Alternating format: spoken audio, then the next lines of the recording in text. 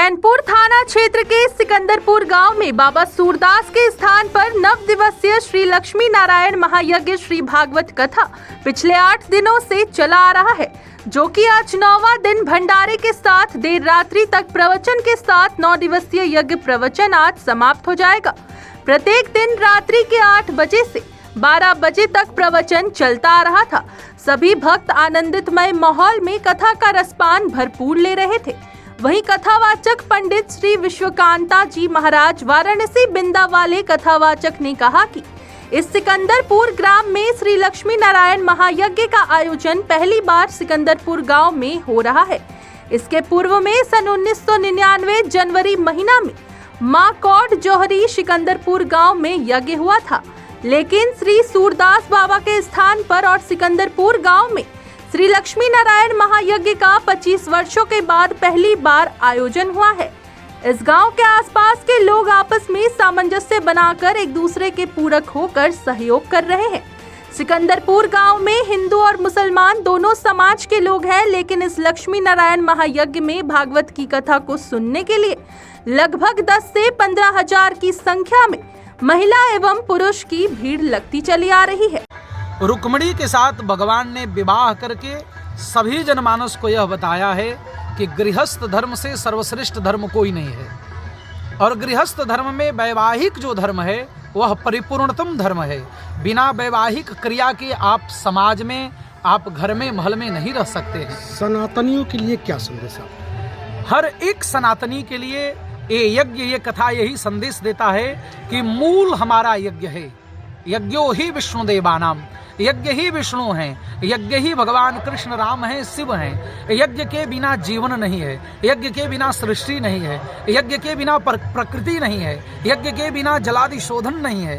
ये तदर्थ यज्ञ के माध्यम से हर सनातनी को अपने धर्म के प्रति कर्तव्य निष्ठता का पाठ पढ़ाया जा रहा है। यज्ञ के कथा के माध्यम से हर सनातनियों को अपने रक्षा के साथ साथ राष्ट्र रक्षा की नीतियों को बताया जा रहा है। ये भगवान की जो कथा है वह सर्वधर्मों के लिए है। भगवान गीता में कहे सर्वधर्मान् परित्यज्य मामेकं शरणं व्रज। सभी धर्मों को त्याग करके आप यज्ञ नारायण के चरण शरण ग्रहण कीजिए। क्या लग रहा है इससे इस प्रवचन को सुनने से सनातनियों के मन में और इस यज्ञ में हिंदू मुस्लिम सभी समाज के लोग, सभी धर्म के लोग मिलजुल कर इस कार्यक्रम को सफल बना रहे हैं। 25 वर्षों के बाद 17 जनवरी 1999 को जो है यहाँ सिकंदरपुर में कोट माँ जौहरी पर यज्ञ हुआ था।